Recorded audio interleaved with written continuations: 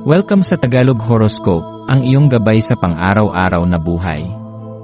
Hatid namin ang pinakadetalyadong horoscope na magsisilbing gabay mo sa pera, trabaho, pag-ibig, kalusugan, at swerte. Naway magtagumpay sa buhay ang lahat ng ating tagapakinig at subscribers sa buong mundo. Maraming salamat sa pag-subscribe at tanggapin ang siksik, liglig, at umaapaw na biyayang hatid ng Tagalog Horoscope. Ito ang iyong pang-araw-araw na horoscope para sa Gemini para sa Mayo 4, 2025. Sa araw na ito ng Mayo 4, Gemini, ang hangin sa iyong paligid ay humuhuni ng isang malakas ngunit mahinahong potensyal, na parabang tinatawag ka ng universo sa isang tahimik na paglalakbay papaloob sa iyong sarili. Sa pagsisimula ng Pluto retrograde, isang makapangyarihang yugto ng pagninilay at pagsasaliksik sa sariling kalooban ang nakaabang para sa iyo na tatagal hanggang sa kalagitnaan ng Oktubre. Habang ang iyong likas na kuryosidad ay tila naglalagablab at ang iyong kakayahan sa pakikipag-usap ay dumadaloy ng malaya, mahalagang huminto sandali at tanungin ang sarili kung ano ba talaga ang nais ng iyong puso. Sa bawat saglit ng katahimikan, mararamdaman mo ang bigat ng malalalim na kaisipan na unti-unting binabago ang iyong pananaw, at mula sa kailaliman ng iyong isip ay sisibol ang matatag na linaw at pag-unawa. Sa ganitong paraan, unti-unti mong mapapansin na ang mga sagot na iyong hinahanap sa labas ay matagal nang nananahan sa loob mo. Ngayong araw, habang ang mga bituin ay tila bumubulong ng pag-asa, hinihikayat ka ng kalangitan na yakapin ang walang hangganang posibilidad na nakalaan sa iyo. Ang mainit na enerhiya ng buwan sa Leo ay parang apoy na nagbibigay liwanag at init, nagtutulak sa iyo upang tumingin ng mas malalim sa iyong puso at isipan. Isang pambihirang pagkakataon ito upang tuklasin ang mga hiyas na matagal nang nakatago sa iyong sarili, mga pangarap, pagnanasa, at pananabik na maaaring hindi mo pa nabibigyan ng sapat na pansin. Sa pamamagitan ng pagsilip sa loob mo, mabubuksan mo ang pinto patungo sa isang bagong kalayaan na nagmumula sa mas malalim na pagkaunawa sa iyong sarili. Hindi lamang nito pasisiglahin ang iyong personal na paglalakbay, kundi magdadala rin ito ng mas makabuluhang koneksyon sa mga taong mahalaga sa iyo, sapagkat ang tunay na pagmamahal at pag-unawa ay laging nagsisimula sa sarili. Sa bawat pakikipag-ugnayan mo sa ibang tao ngayong araw, gamiting mabuti ang iyong natatanging kakayahan sa pakikipag-usap, ngunit maging maingat rin sa mga revelasyon ng iyong mga iniisip.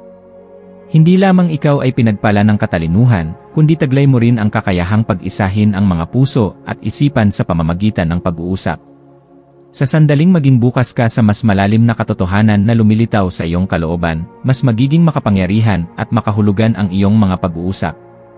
Maaaring sa simpleng palitan ng salita ay makalikha ka ng malalim na epekto sa buhay ng iba, lalo na kung ibabahagi mo ang mga natutunan mong pagmumuni-muni.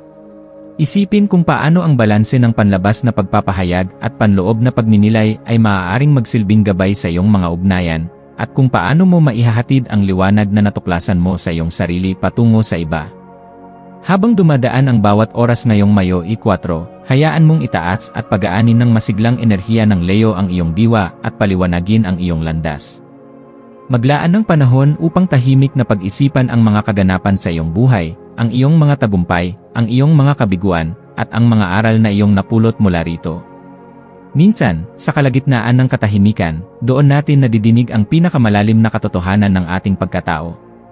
At ngayong tinatahak mo ang paglalakbay na ito ng retrograde na hatid ng Pluto, huwag kang matakot sa mga pagbabagong maaaring dumating. Sapagkat sa bawat pagkalito, sa bawat tanong, at sa bawat pagdududa, ay may nakatagong pagkakataon para sa paglago, pagpapalaya, at pagbabagong hindi mo kailanman inaasahan. Para sa mga aspeto ng buhay mo ngayong araw, ang career at personal development ay pangunahing binibigyang diin. Maaring mapansin mong ikaw ay hinihila upang suriin ang iyong mga ambisyon at tanungin ang sarili kung ito pa ba ang landas na tunay mong nais tahakin.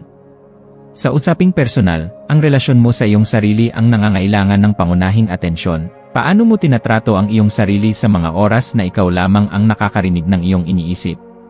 Mahalaga na ngayong araw ay ipakita mo ang kabutihang loob at malasakit hindi lamang sa iba kundi higit sa lahat sa iyong sariling katauhan. Maswerteng kulay mo ngayong araw ang dilaw, isang kulay ng pag-asa, kaligayahan, at kaliwanagan ng isipan. Ang pagdadala ng dilaw sa iyong pananamit o paligid ay makakatulong sa pag-angat ng iyong enerhiya at sa paghubog ng positibong pananaw sa bawat sitwasyon. Ang iyong maswerteng mga numero naman ay 5, 11, at 22, mga bilang na sumisimbolo sa pagbabago, inspirasyon, at pag-abot sa mas mataas na layunin. Para sa iyong maswerteng gawain ngayong araw, mainam na maglaan ng oras para sa pagsusulat ng journal. Sa pamamagitan ng pagsusulat, mas magiging malinaw sa iyo ang mga ideya at emosyon na maaaring nagtatago sa likod ng iyong kamalayan. Isang mahalagang payo para sa iyo, Gemini, huwag mong ipagkait sa iyong sarili ang karapatang magpahinga at magnilay. Hindi laging kailangang kumilos at makisabay sa ingay ng mundo. Minsan, sa pagtigil at pakikinig sa katahimikan, doon natin nakikita ang mga sagot na hindi natin matanaw sa gitna ng kaguluhan. Hayaan mong ang introspeksyon na ito ay maging daan para sa iyong pag-akyat sa mas mataas na antas ng sarili mong kamalayan. Huwag mong katakutan ang pagharap sa iyong sariling mga anino, sa pagyakap mo sa iyong buong pagkatao, liwanag at dilim, ay doon mo matatagpuan ang tunay mong lakas. Sa pagtatapos ng araw na ito, yakapin mo ang biyayang hatid ng kalawakan, ang pagkakataong lumago, matuto, at magmahal ng mas totoo, simula sa iyong sarili. Ang Mayo E4 ay nagsisilbing paalala na kahit ang mga tila simpleng araw ay maaaring magdala ng pinakamatitingkad na revolusyon sa ating mga puso. Ang hinaharap ay hindi nakaukit sa bato, ito ay nililikha sa bawat paghinga natin, sa bawat pag-isip, at sa bawat hakbang na pinipili nating tahakin. Kaya't tapusin mo ang araw na ito ng may pasasalamat, pananampalataya, at matibay na pag-asa sa kung ano pa ang maaaring ihatid ng bukas. Naway maging simula ang araw na ito ng isang mas malalim, mas makahulugan, at mas makulay na paglalakbay sa iyong buhay.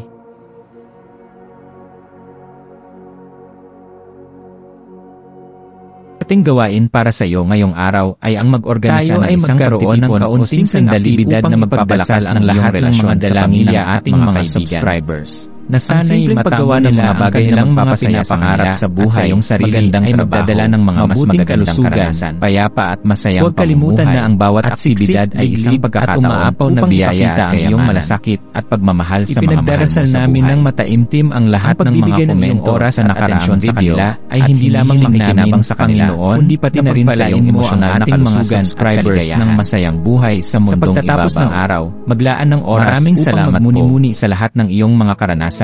Maraming salamat sa panonood ng iyong horoscope ngayong araw sa iyong sarili at sa iba. Naway gabayan ka ng mga bituin sa iyong isang landas. pagkakataon para magbago at Huwag kalimutang mag-like, share, huwag at kalimutan na sa subscribe bawat para sa iba pagkakataon pang na magbigay ka ng pagmamahal. Magbabalik din ito sa iyo hanggang sa ng mas muli, maraming manatiling kagalakan at konektado sa kasiyahan. universo. Sa bawat